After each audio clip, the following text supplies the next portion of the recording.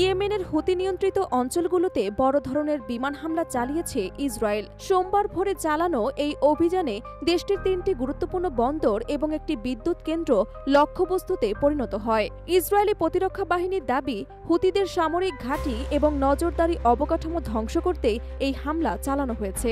সামরিক বাহিনীর বিবৃতিতে জানানো হয়, পশ্চিম ইয়েমেনের হোদেইদা, হোসেইন, রাশ ইশা এবং সালিফ বন্দরে এই বিমান হামলা চালানো হয়।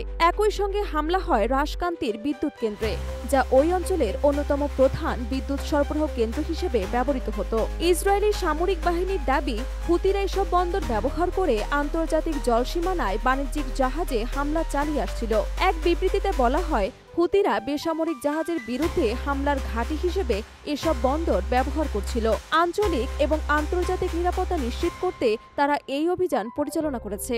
তারা আরও জানায়, রাশ ইশা বন্দরে গ্যালাক্সি লিডার নামের একটি জাহাজে হামলা চালানো হয়েছে, যা হুতিরা ২০২৩ সালের শেষ দিকে দখল করে নেয়। ওই জাহাজে রাডার সিস্টেম স্থাপন করে তা সন্ত্রাসের নজরদারি কেন্দ্র হিসেবে ব্যবহার করা হচ্ছিল বলে ইসরায়েলের অভিযোগ। হামলার প্রতিক্রিয়ায় হুতিদের সামরিক মুখপাত্র জানান, তাদের নিজস্ব তৈরি ভূমি থেকে আকাশ ক্ষেপণাস্ত্র ব্যবস্থার মাধ্যমে তারা ইসরায়েলের কিছু হামলা প্রতিহত করতে সক্ষম হয়েছেন। তিনি জানান, হুতিদের বাহিনী সর্বোচ্চ সতর্কতা রয়েছে এবং আগ্রাসনের জবাব দিতে প্রস্তুত। হামলার সবচেয়ে বড় প্রভাব পড়েছে হোদেইদা শহরে। রয়টার্সকে দেয়া সাক্ষাৎকারে স্থানীয়রা জানিয়েছেন, হামলার পর শহরের প্রধান বিদ্যুৎ কেন্দ্র সম্পূর্ণ অচল হয়ে পড়েছে। এতে পুরো শহর অন্ধকারে ডুবে গেছে এবং পানির সরবরাহেও সমস্যা দেখা দিয়েছে। হুতি নিয়ন্ত্রিত আল মাসিরা টিভি জানায়, হোদেইদা সহ একাধিক স্থানে লক্ষ্যবস্তুতে আঘাত হানা হয়েছে। ইসরায়েল এর আগে এসব বন্দর খালি করার জন্য স্থানীয়দের সতর্ক করেছিল। ২০২৩ সালের অক্টোবরে গাজায় ইসরায়েলি সামরিক অভিযান শুরুর পর থেকে হুতিরা ফিলিস্তিনিদের প্রতি সমর্থন জানিয়ে আসছে। এর ধারাবাহিকতায় তারা লোহিত সাগরে বাণিজ্যিক জাহাজে একাধিক হামলা চালায়, যা আন্তর্জাতিক পণ্য পরিবহন ব্যবস্থায় বিঘ্ন সৃষ্টি করে। এই পরিস্থিতিতে ইসরায়েল হুতিদের বিরুদ্ধে ধারাবাহিক পাল্টা হামলা শুরু করে।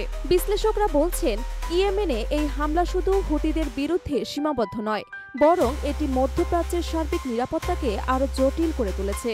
জার্মান ভিত্তিক পর্যবেক্ষক সংস্থা GRSI এর গবেষক মাইকেল স্টেইন মনে করেন, ইসরায়েল যদি লোহিত সাগরের নিরাপত্তা নিজের হাতে তুলে নেয়, তাহলে এতে ইরান এবং যুক্তরাষ্ট্রের মধ্যে একটি পরোক্ষ সংঘাতের ঝুঁকি বেড়ে যাবে।